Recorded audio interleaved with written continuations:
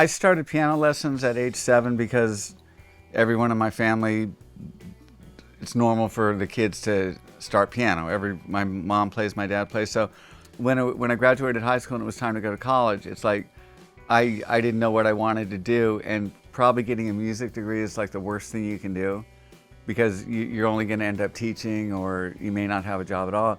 But I never think about things normally the way people do. Never think about the end goals. I just think about I have a passion for it, and I loved it, right? And so I went and got a jazz performance degree from a very mediocre school, Arizona State, because I grew up in Phoenix. So got done with that and played in a band for a couple years in Phoenix that was extremely popular, called the Jetsons. Next thing I know, the band breaks up and I immediately get in my car and go to LA. So I go to LA and I only knew one person, and this is November 8th, 1983, and it was Al Bonetta, who's the manager. He had an artist named Matthew Wilder who wrote a song called Break My Stride, and at one point Al needed me to put together a band for Matthew. He had to do all these TV shows. For 1984, we did 9 national TV shows that year, and Break My Stride went up to number 5 worldwide on the pop charts, which is big. And it was during this time where I met Stevie Wonder's engineer, Gary Olazabal, and Gary asked me if I would play on his girlfriend's stuff for free, right? So I said, sure.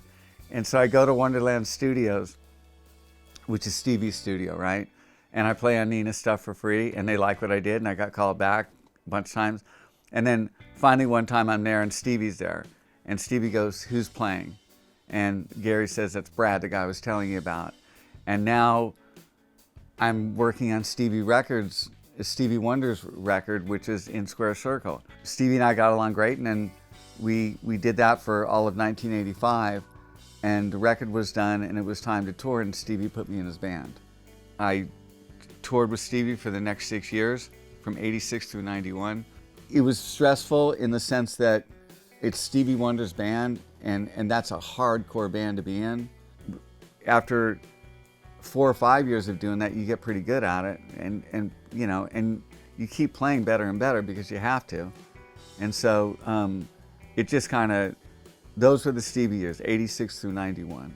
And I did 3 albums with Stevie: Characters, In Square Circle, and Woman in Red. When I wasn't on tour with Stevie, we were on tour about 6 months a year, I was doing records for all the Motown people: Smokey Robinson, The Temptations, The Four Tops, Diana Ross, everyone basically. And that was because I'm a white guy in Stevie Wonder's band, and that's a really good place to be, right? If people will notice you. So that was working out great. And then finally in 1989, I got a call from Billy Bottrell, Michael's engineer, and had me come down for a session, and I did some drum programming, and there's Michael, and we hit it off instantly. Michael and I worked very easily together, and he loved me, and it's like, it was the most harmonious musical relationship that you could ever imagine. For Michael, I'm working on Dangerous. I got called in '89. We hit it off great. I kept getting called back, and when I'm not on tour with Stevie now, I'm almost always with Michael doing the records, right? So I did the first leg of the Dangerous tour. Greg Fillingames was the musical director, and then we had Jennifer Batten on guitar, David Williams on guitar, Donnie Boyette on bass, and Ricky Lawson on drums. It was time to do the Super Bowl, and I volunteered to do the music for that, and they really liked what I did. And then Greg left, and I became the musical director, and I needed another keyboard player. So I brought in Isaiah Sanders from Stevie's camp, right? Because I'd been playing with Isaiah for the last 6 years. When I was with Stevie, I always taped the shows, right? With Michael, I did the same thing. So the first half of the Dangerous tour, I was recording the shows each night and going back and listening to it and fine-tuning my parts and getting them as good as they can be. So after I did the Super Bowl music, and now I'm the musical director, I already knew the music so intimately that it was really easy for me to work with the other players and have them play what they needed to play. And the thing is it wasn't hard. If David Williams is playing a sloppy solo on Starting Something, I'm not going to say you're playing a sloppy solo. I'm going to say, you want to hear what you sounded like last night? because I had all the tapes, right? And he'd listen to it and he'd go, oh my God. And that was fixed, right? And the other players, David was hard to work with in the sense that these are hardcore people, right? And you either have to perform and prove yourself or you're out. You know, so I'm being tested by everybody. But all the relationships with all the band members were extremely strong. I know how to hear music through Michael's ears, and I know how to give him exactly what he wants live.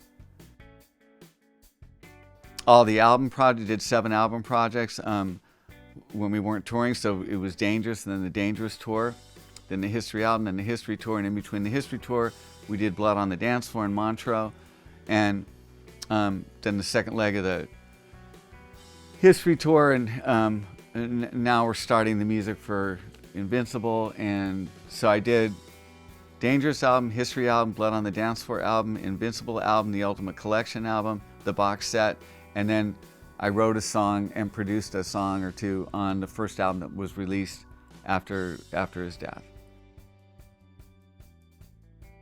The approach to writing is never have rules, never talk about styles, never have any boundary set, nothing. When we'd start working on a song, it was either Michael would have an idea or just play something, Brad. At the end of 2004 was the best stuff we had ever done, and that was after 15 years of doing music. That was the time we did Days of Gloucestershire, which is unreleased, which is gorgeous, beautiful girl, In the Back, The Way You Love Me. And like I said, I've over 40 songs listed on my phone that I did with him from scratch. The writing process was sometimes he'd have an idea in his head, sometimes he would have half an idea in his head, sometimes he would have nothing. Like with Stranger in Moscow, he called me over at 10th. We were in Moscow performing, and he's all depressed with what was going on with him, and he calls me at 10:30 in the morning. I go knock on his door, and I had under my arm a cassette player. I had been doing all the Sega Sonic the Hedgehog cues, because the way Michael works is he'll tell Sega he'll do it, and then he says, Brad, you do it, right? So I think we did one cue together with Michael, one, and the rest I had to do it myself. So I had the cassette thing under I had 41 cues done, and I said, I'm sure you want to hear the Sonic the Hedgehog. He said, no, just play something. And I started playing, and I played the verse for Stranger in Moscow, and then I came up with the chorus on the spot, and he loved it. He fell in love with it. And so in an hour and a half, Stranger in Moscow was written. He had nothing in mind for that. Nothing. And the top notes of all the chords are the melody. And so that's an example of a blank slate. And then other times, with like Childhood, he had a melody in mind, but not complete.